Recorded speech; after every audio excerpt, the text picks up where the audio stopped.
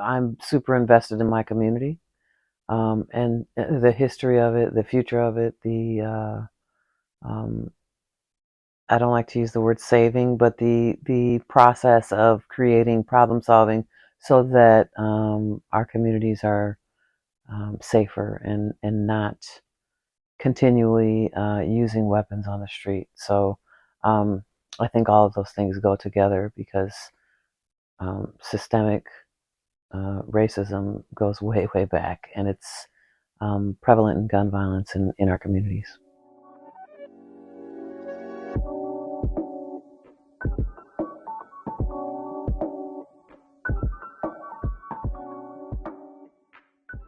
My name is Nikki McComb, she, her. I am a curator and photographer and multifaceted visual artist. I worked actually as a violent crime responder in Hennepin County Medical Center in North Memorial, and I, outside of my work on the street with family members and community members affected by the issue, I actually was in the hospital in the stabilization room with the ER doctor, with um, the EMTs, with the nurses, with the family members. I was there before the family members to bridge the gap between law enforcement and professionals to ensure that the victim was served properly and whatever was needed. That's what my job was. And so I saw things that need to be seen by other people, not just a person dying in the hospital bed from a gunshot wound, but like I explained, what happens and how everyone that's involved has a role. And so that's kind of what I've been doing it on my own, and then the opportunity came and I was like, oh, this is where I'm going to really do it. My work is a very specific, direct storytelling method using photography and exhibition curation to raise awareness on the issue of gun violence and promote nonpartisan conversations around gun laws and systemic racism in gun violence and the effect of gun violence on communities of color.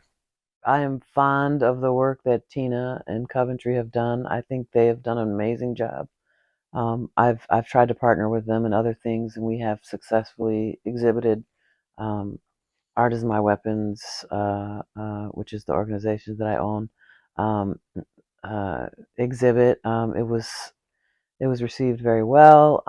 I work with a lot of artists. One of the artists that is in Art is My Weapon, um, continuing artist, got the residency last year, and so he shared his experience. And when it came across my email, I was like, oh, let me make sure I send it out to my artists. And I was like, wait a minute, just apply yourself. And so that's kind of what I did.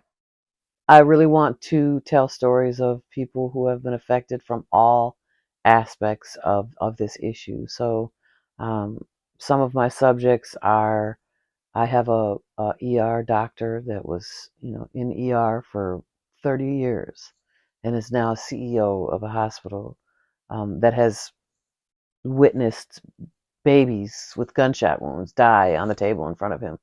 Um, so I'll be interviewing him and his experiences and photographing him. Have a couple subjects who are nurses um, that were ER nurses that um, happened to be on duty when a family member of theirs came in shot.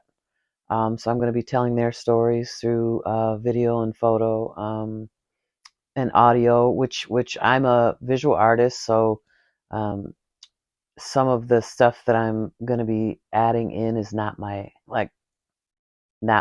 specialty, but I'm going to do it anyway. Um, and then I have an actual perpetrator. I have two people who actually either shot someone and took a life, and are in prison currently or exited prison and were found later not to be guilty. So I want to tell because there's so many stories around the issue, the tool, itself, the gun.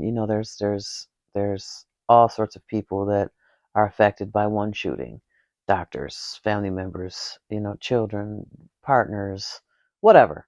So I want to tell all of those stories, so that the greater public can get a look really close and deep into what happens when someone's shot. The issue is not just solely based on loss. It's the shooter loses his or her life, the victim loses his or their life, those family members lose that shooter, those family members lose that victim. It's just a vicious, repetitive cycle that we can't figure it out the answer to. So photography and painting and sketching, like, that's my jam.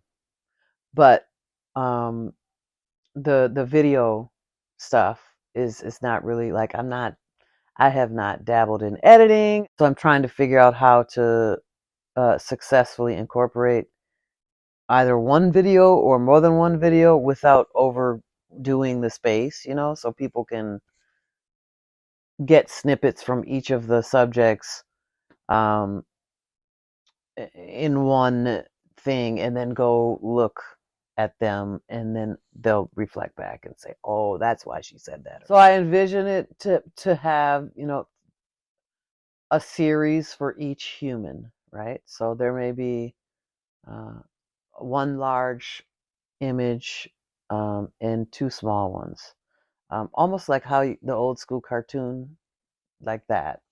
Um, and then my didactic on the actual gun part. And then the didactic will say, Nicole, armed robbery survivor. That's a lot. But then I want the person, whether they see the video before they look at the photos or after, they'll still understand, but they'll understand more the photo, they'll understand more the video, whether it's before or after. The art piece will remain the same, the tangible, touchable thing, because I'm going to give them to each of the subjects after. So those will be the same. It'll be a gun stock or a metal, a barrel or whatever I can carve on. Well, I think it'll go a couple ways. One piece of work or impact that will, on the subjects, is allowing them to tell their story. Allowing, a couple of the women that I'm going to be working with, they broke down in tears, and they had never told anyone a very in-depth, lengthy version of what they experienced, and so, or even the greater public. So it's kind of for them and for the public to see what they actually go through as a perpetrator, survivor, victim, family member, doctor, whatever. Everything that's being discussed right now is what's in my mind and what I've been planning. And because I am who I am and I'm a creative, there could be something that I add at the very last moment. So who knows? I talked with Tina, and I was going to. Somebody reached out to me, and I was going to actually go to another state because one of I wanted to originally capture. This is going to sound terrible, but it's really what needs to be seen is someone who actually was suffering from a wound. That's something that I really wanted to be a part of this exhibit, and I didn't have. The only couple people that I have, I've already worked with them, and you can't use subjects that you've already worked with in this exhibit. So I was looking for new ones, and it's not really nice to be like, hey, can I take a picture of your hole in your head? I want to be able to have, and this is my goal in every exhibit that I do that surrounds the issue of gun violence. I want anyone who comes there, whether they are a survivor, law enforcement, a a kid who carries a gun, whoever, a white professor, a black professor, I don't care. I want them to have a new view of something that they have not seen or felt. They need to be mobilized and moved internally by something they heard, saw, or felt. And that's the ultimate goal, because I needed to be something that they that moves them to act, whether it's through policy or lawmaking, city council members, mayors, whoever. Everyone has an ability to do something, and the last exhibit I did, there were quite a few people that were moved to act, and they contacted me, and that's how I was able to get them as subjects, like the doctor and the inmate. And they're like, this was amazing, how can I help?